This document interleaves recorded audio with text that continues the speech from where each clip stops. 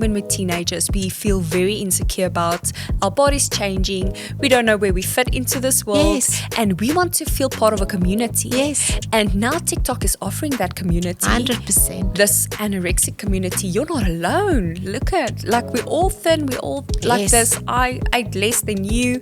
And it's just, they feel connected, but it's the wrong community. It's not if your child get exposed to adult content. It's when on TikTok your child will be exposed to adult content. Imagine this girl being 6 years old Yeah. and algorithms is feeding her adult content. You as a mom or dad have no clue that your child is looking at things like that. She probably will feel too ashamed to come and say, listen, I have seen this.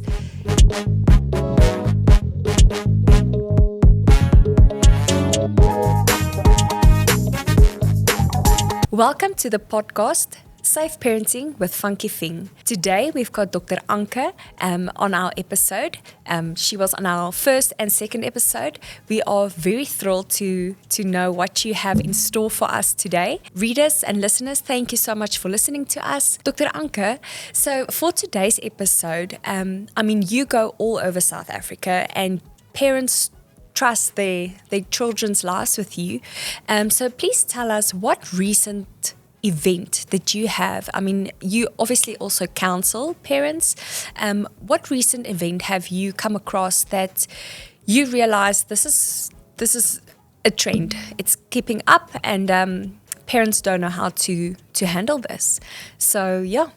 Thank you, Samantha, and thank you also to our listeners. It's always just a pleasure to share this with you, and thank you also for giving this platform, Samantha, because I do believe that parents are realizing more and more and more that something is going on with not maybe their own children, but their friends' children and their families' children, and that they need to be educated and equipped in like you say, what is the trend.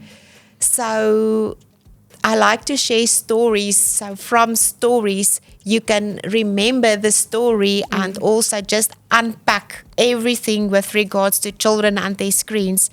So one trend that we are currently seeing is a huge spike in eating disorders. So actually, according to statistics, eating disorders have doubled in the last 7 years. Oh, wow. So especially obviously in our teenage girls. So if you think about TikTok, so TikTok is actually a Chinese-owned company.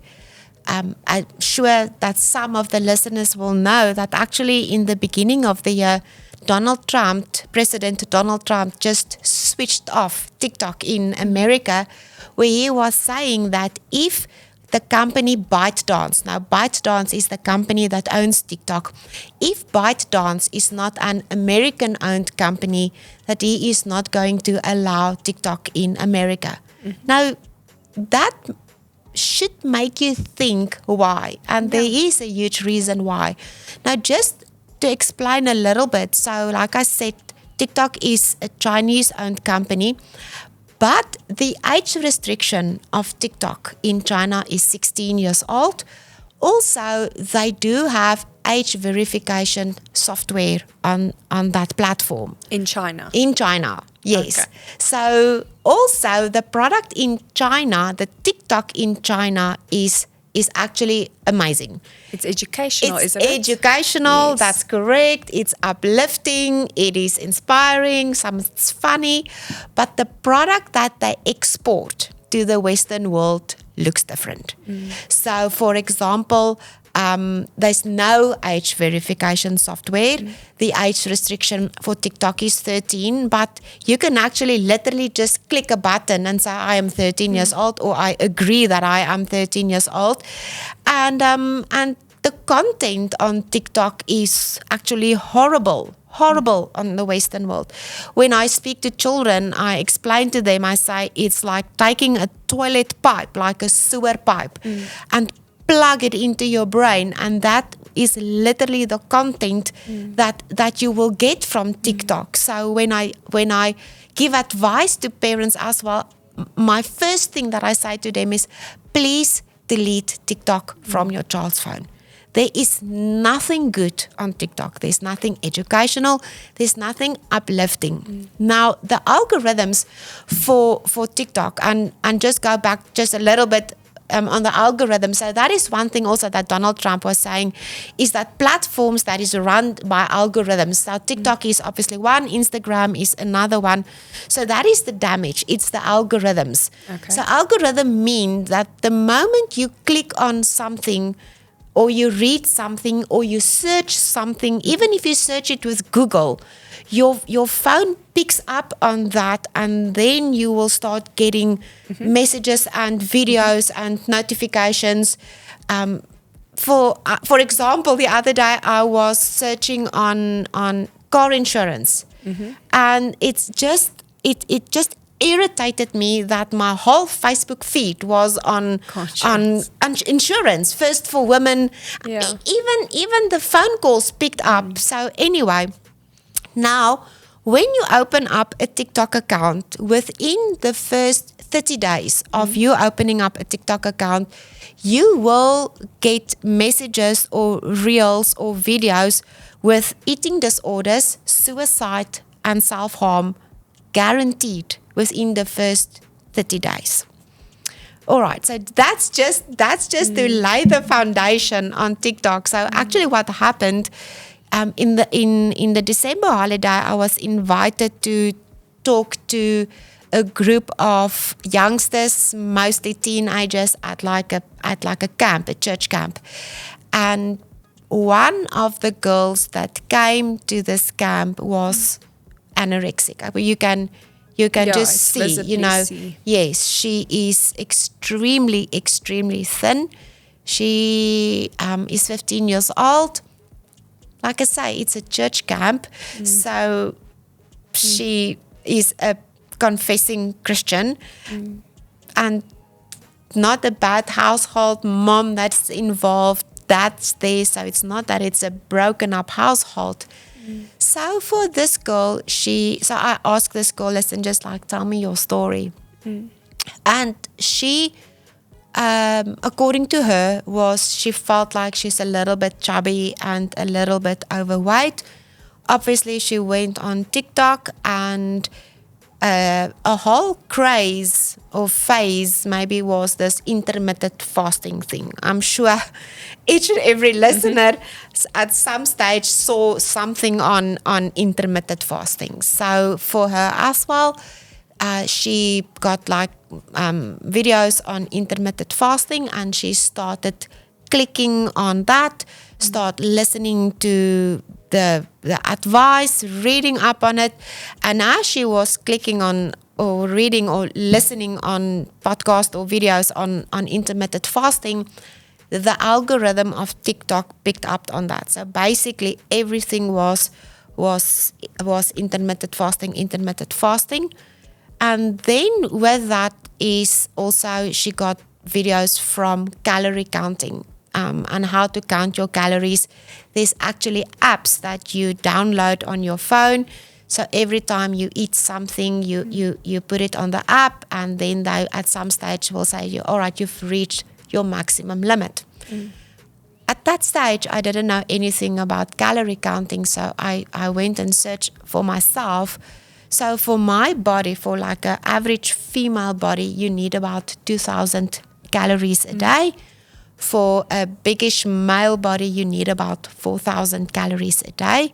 So this girl, she started doing the calorie counting thing, and she brought down her calories to 350 calories, which was for her a half an apple and 2 Provitas a day. So she became extremely anorexic, and malnutrition. 100%. And then again, the algorithms run. So on TikTok, there's a whole movement that they call Pro-Ana. So the ANA is just an acronym for anorexia. Yes. So Pro-Ana means that it's a movement saying that the thinner you are and the more anorexic you are, the more they salute you, motivate you. You post videos on how you look. Instagram also picked up on that, where some call them Thinstagram, where the thinner you are, it becomes popular. So Pro-Ana will give you advice on how to become anorexic. For this girl, for example, she said, they showed you videos where you go to the dinner table, for example, you wear a top with an elastic band at the end. So you will then can hide your food inside of the elastic band without your parents picking up. Because one thing, a mom will immediately pick up that, listen, you are losing weight. So she will sit you down and say, but eat. And if you are hiding the food on the inside of your sleeves, your mom think, all right, but you have eaten. So there's quite a disturbing things going on. And one thing that you also said is, and this is maybe not for sensitive listeners, but you must take Glad wrap and you wrap your toilet seat with Glad wrap. And then you catch up literally what you excrete and you weigh that so that you can make sure that that what you take in weigh less than what you excrete. So it is absolutely horrifying, how TikTok and Instagram is just promoting anorexia in younger children, especially our tweens.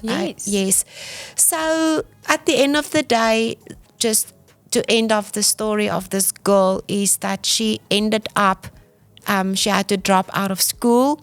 She was admitted in a psychiatric hospital for months. And actually, she had to be admitted in a hospital because of the malnutrition. Then from there, she went to a psychiatric hospital. And for a year, she had to drop out of school. And I'm not sure if her rehabilitation is going to be successful. And that is the sad story, that for me personally, I have never successfully rehabilitated or helped a girl with an eating disorder. Because it's so complex. It's not just eat more. There is a huge psychological bondage or emotional wounds that need to work through. So it's very complex. It's like you say, it's not just to put your daughter down and say, you will eat this. Yes. She will eat it and go to the bathroom and vomit it all out. And the problem is, that at some stage, probably you as a daughter or a girl will realize, listen, that I need to eat something. But then you have abused your body to such an extent that even when you eat something, your body cannot take that food, and then you will automatically just, bring it up again, because that is the learned behavior almost of your body. Also, then the damage at that stage is then so much or to such an extent that you cannot keep in any food, and that's also where you have to be admitted in hospital. You have to go on a drip, you will have maybe to go on a feeding tube. So and that is actually the trend that I am currently seeing with your girls, is that they are pushed into risky behavior. And then again, what I do advise parents is you have to be involved again. And we are screaming this from the rooftop, Samantha, is that you must be involved in your child's digital life. When you sit down with your child at the end of the day and you ask your child, how was your day? Your second question should be, how was your digital day? What did you see online? Who did you meet? What videos did you watch? And also, we recommend that you take your child's phone after every day, an hour and a half before bedtime. Let them bring in the phones, charge the phones in your bedroom as a parent or in the study or wherever. And then just check quickly, what they're is following. 100%, what they are following, what they are looking at, who they are talking to, what they are Googling. Well, in fact, children are not using Google anymore. They use TikTok now, so. As their source of absolutely. information. Wow.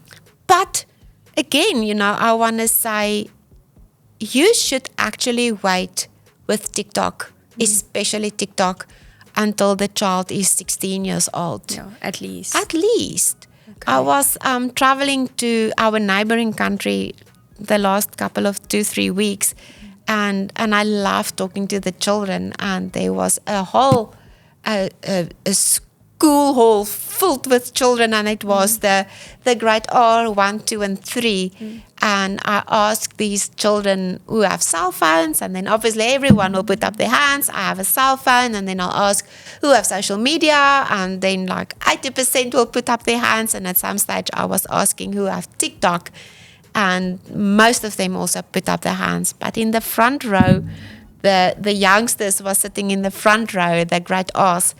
And this one little girl, she was putting up her hands, and she said that she have TikTok. And I asked her, how old are you? And she said, Samantha, she said, I'm 6 years old. And she has TikTok. She's on TikTok. And her whole identity is going to be shaped with whatever content is presented in front of her. And obviously, like you just said now, we don't have control. The algorithms detect that. Yeah. So, and the algorithms that is placed in front of the children 100%. is harmful. It's harmful. 100%, so... And what I have also said always is that you must understand it's not if your child get exposed to adult content, it's when. And on TikTok, your child will be exposed to adult content. Imagine this girl being 6 years old. Yeah. And algorithms is feeding her adult content. And you as a mom or dad have no clue that your child is looking at things like that. She probably will feel too ashamed to come and say, listen, I have seen this. Please help me. They will have no point of reference to what they are looking at. And it can go terribly wrong from there. Okay, so the advice is parents, please delay. If you want to give us a cell phone, it's fine, but please delay social media at least, or TikTok at least up until 16 years old. Yes. 16 years old. So I saw a video on YouTube where there was she's a whistleblower of Meta. So she worked closely with Mark Zuckerberg, and she's coming out with all these whistleblowing stories where she said, for instance, the algorithm, that's what you're talking about, the algorithm, for instance, they will pick up, let's say a girl posts a selfie on Instagram and she immediately deletes it. Then the algorithm picks up that she's not feeling good about herself, and then they will place beauty products, advertisements, just to commercialize on that insecurities. So, and I think that is exactly what TikTok also does. Yes. You pick up on intermittent fasting, it picks up that algorithm, and it spirals to the very end of the spectrum, anorexia. Yeah. And then what I wanted to say about that is, obviously, when we're teenagers, we feel very insecure about our bodies changing. We don't know where we fit into this world. Yes. And we want to feel part of a community. Yes. And now TikTok is offering that community. 100%. This anorexic community. You're not alone. Look at, like, we're all thin. We're all like this. I ate less than you. And it's just, they feel connected, but it's the wrong community. 100%. It's really, really true. So, because most of us, or some of us, like you say, when you are a teenager, are struggling with identity. And when me and you were younger, Samantha, we just figured it out, It's true, we've all been bullied at some stage of our life, and we've learned to handle that, or to manage that, or to speak up about it, or to fight back. And today's world looks completely different, where maybe you will have a bully in real life, and that bully in real life will be a bully online as well. And when you go into your bedroom behind closed doors, you are taking this bully with you now in the bedroom, and you are never free from this bully. And to try to feel better about yourself and find that identity, you will go on to wrong content, getting confirmation from the wrong people, and it's very, very, very harmful. I think for me, my personal hero with regards to whistleblowing is a guy with the name of Jaron Lanier, or Lanier. They pronounce it differently. And he used to work with Google, or for Google, when Google was just a startup company. And when you listen to his stories, you actually want to cry, because he said that before they even started with the technology, they started with human psychology.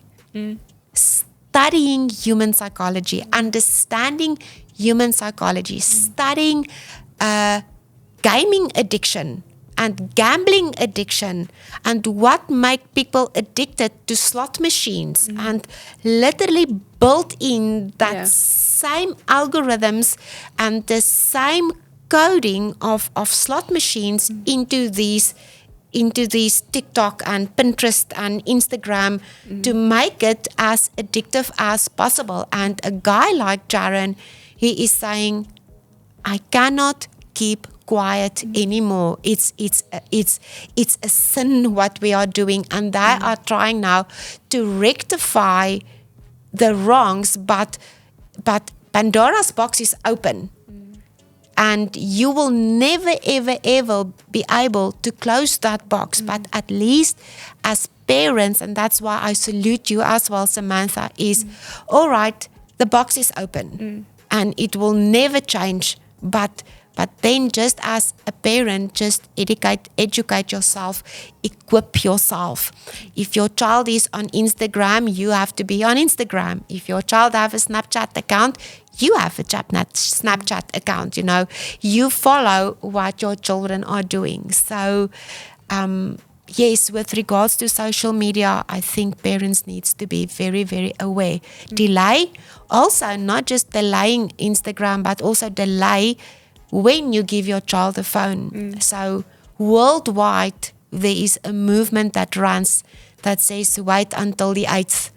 What it means, wait until grade 8. Yes. Wait until you are 14 years old. And then when you give your child at the age of 14, give them a dumb phone or a phone without access to the internet. And then from there, like you said, also delayed phones with access to the internet or social media until 16. Definitely.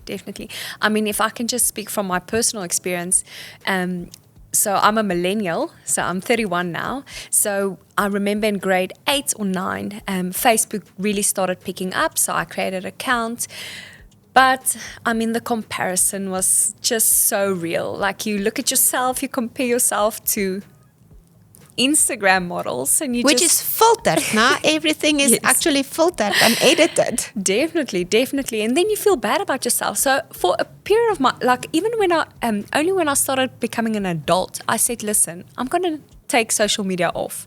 So that was from a grown woman knowing, listen, this is not healthy for me. Yeah. Even though I was over 18 years old, I could have had it if I had wanted to. Yeah. But I realized this is not good for me. Yeah. So I had to completely take it off.